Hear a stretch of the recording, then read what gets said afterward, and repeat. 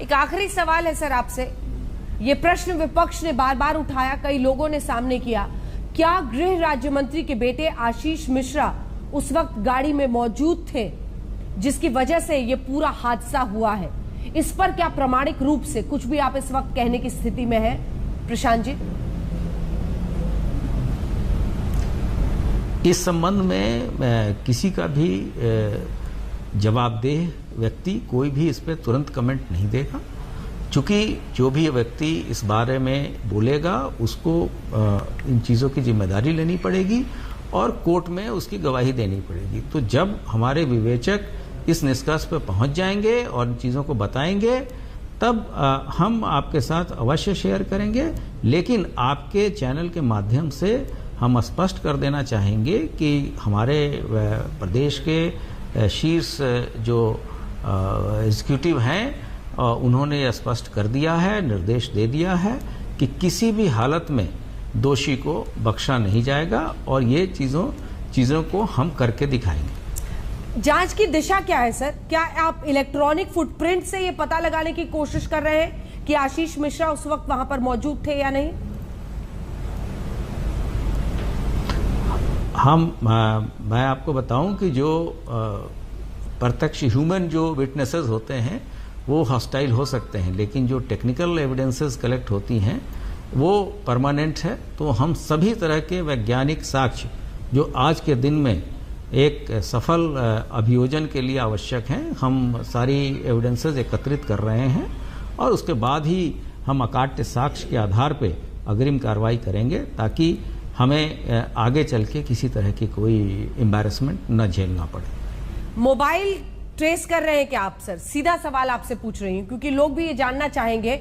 Electronic footprint, देखिए हाथरस के बाद कई सारे सवाल यूपी पुलिस के जांच की प्रक्रिया पर जुड़े। मैं आपसे सीधा पूछ रही हूं, सबसे बड़ा सवाल विपक्ष का आरोप यही है कि गृह राज्य मंत्री के बेटे आशीष मिश्रा वहां पर मौजूद थे। क्या इलेक्ट्रॉनिक, मैं दोहरा रही हूं अपने सवाल को, क्या मोबाइल फुटप्रिंट के जरिए आप ये निष्कर्ष निकालेंगे कि वो वहां पर मौजूद थे या नहीं थे? जो गाड़ी वहां पर थी थार जीप और उसके बाद एक ब्लैक गाड़ी थी जो कि बताया जा रहा है कि एक शायद एसयूवी कार थी, इसके बारे में क्या पता चला है आपको? दोनों सवालों का स्पष्ट जवाब दें। आशीष मिश्रा की मौजूदगी पर आप लोग किस तरह से जांच आगे ले जा रहे हैं?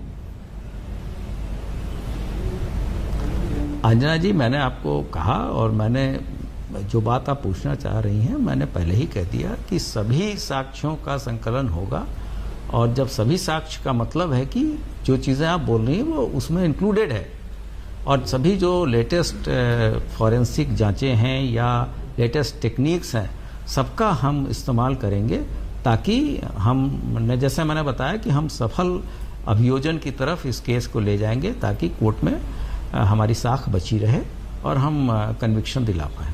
राकेश टिकैत आपके साथ प्रेस कॉन्फ्रेंस में मौजूद थे सर, क्या हम माने कि उनकी भूमिका निर्णायक रही एक निष्कर्ष और एक समझौता किसानों और उनके परिवारों के साथ कराने में?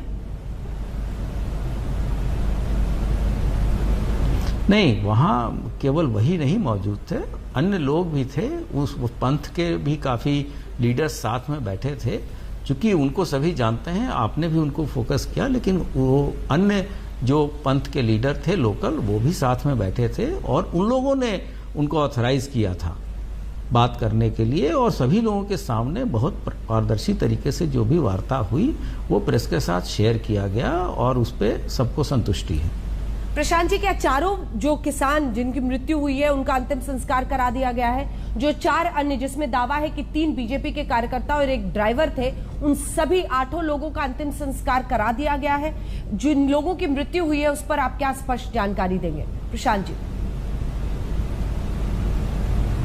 हाँ, ये 8 लोगों की मृत्यु इस दुर्भाग्यपूर्ण घटना में हुई है और लास्ट क्रीमेशन आज सुबह बहराइच में हुआ है और सभी जगह परिवार संतुष्ट हैं और जो भी सहायता की घोषणा राज्य सरकार ने की है वो सबको मुहैया करा दी गई है और जो भी उनकी डिमांड थी उनको फुलफिल करते हुए हम आगे अब निष्पक्ष और बहुत ही तेज त्वरित गति से विवेचना कर रहे हैं ताकि हम अभियुक्तों को जल्द से जल्द अकाउंट फॉर करें और कोर्ट में प्रोड्यूस करें। प्रशांत जी, प्रियंका वाड्रा गांधी लगातार ये कह रही हैं कि पुलिस प्रशासन उन पर दबाव बना रहा है, उनको जाने से रोक रहा है। अब सवाल ये है कि तमाम राजनेता, अखिलेश यादव से लेकर चाहे वो राहुल गांधी हो, प्रियंका हो, क्या उन पर दबाव आप लोगों की तरफ से बन रहा है? क्या सरकार का दबाव आप पर है? क्या गृह राज्य मंत्री का रसूख है जिसकी वजह से ऐसी परिस्थितियां बन रही है? विपक्ष को आप लोग पहुंचने नहीं दे रहे हैं?